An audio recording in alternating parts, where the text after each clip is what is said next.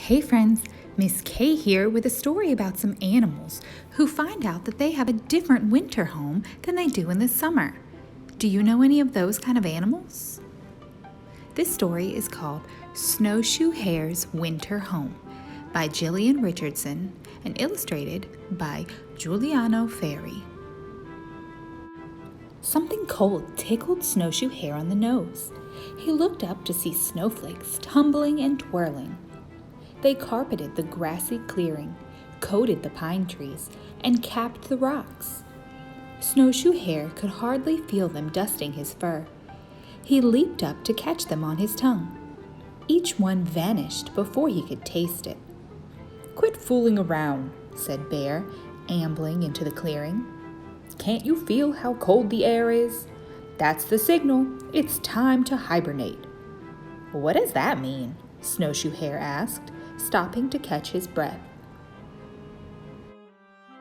"I find a place to sleep when winter comes," Bear said. "I won't come out again until it's warmer." Snowshoe Hare didn't feel cold. Why should Bear, with his thick fur coat, need to hide from winter? "Where do you go?" Snowshoe Hare asked. "Up in the hills. Got a cozy den all picked out." Bear looked up at the heavy clouds and yawned. "If I were you, I'd find a winter home too. See you in the spring." Snowshoe Hare watched Bear lumber away. "Sleep?" he asked. "That sounds boring." He hopped a few steps and grinned at his own tracks on the snowy ground. "I'd rather go exploring." Near the pond, Snowshoe Hare met Beaver cutting branches from a fallen poplar tree. "Are you having lunch?" Snowshoe Hare asked. "Nope, gathering branches to take to the bottom of my pond," Beaver answered. "Why?" asked Snowshoe Hare. "Those snow flurries are the signal that my pond will soon freeze over. I'll have to stay in my lodge," Beaver said, dragging a branch down the muddy slope of the pond. "I can reach this food through my underwater tunnel. You'd better store some food or you'll go hungry." Snowshoe Hare watched Beaver and the branch sink out of sight. Who wants to spend all winter eating soggy old branches? Water trickled out of Beaver's dam and became a stream. Snowshoe Hare hopped along its edge, nibbling juicy grass. He leaped back as cold water splashed him. Trout blew bubbles near the surface. "Aren't you afraid the water will freeze?" Snowshoe Hare asked. "Ice on top doesn't bother me.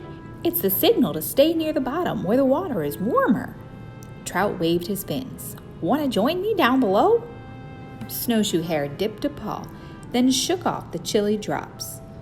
"I'd rather stay dry, thanks." A lumpy shadow rose beneath Trout. A small head popped up. "Aren't you two paying attention to the signal? It's time to hibernate," said Turtle. "But you already have your house on your back," Snowshoe Hare said. "Won't keep the cold out. I'll snuggle into the mud at the bottom of Beaver's pond." Turtle sneezed a snowflake off her nose. "You'll need to keep warm, too." Snowshoe Hare shrugged and thumped his foot. "I have to stay above the water. I couldn't breathe down there."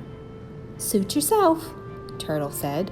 She crawled out of the stream and headed for the pond as snow covered her shell. That evening, the air crackled with cold. Snowshoe Hare saw ducks circling above the pond. "I can't land! It's starting to freeze!"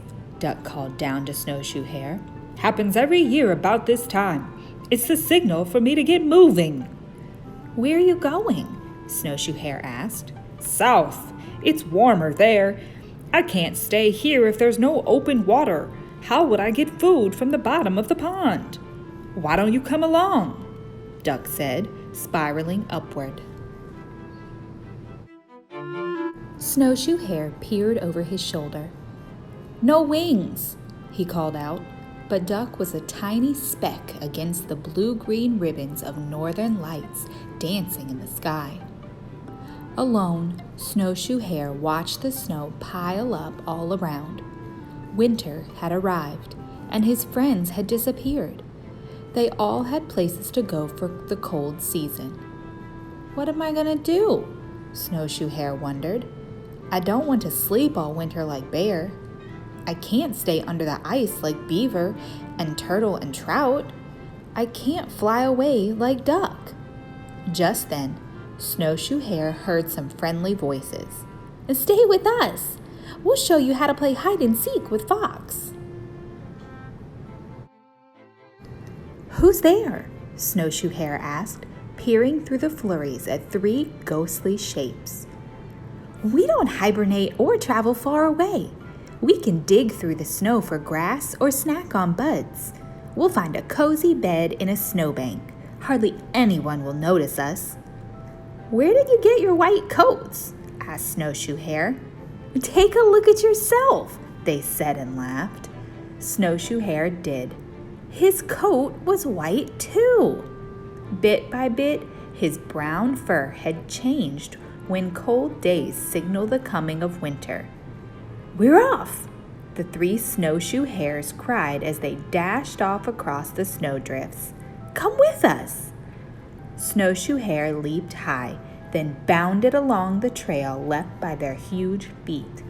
This was his winter home.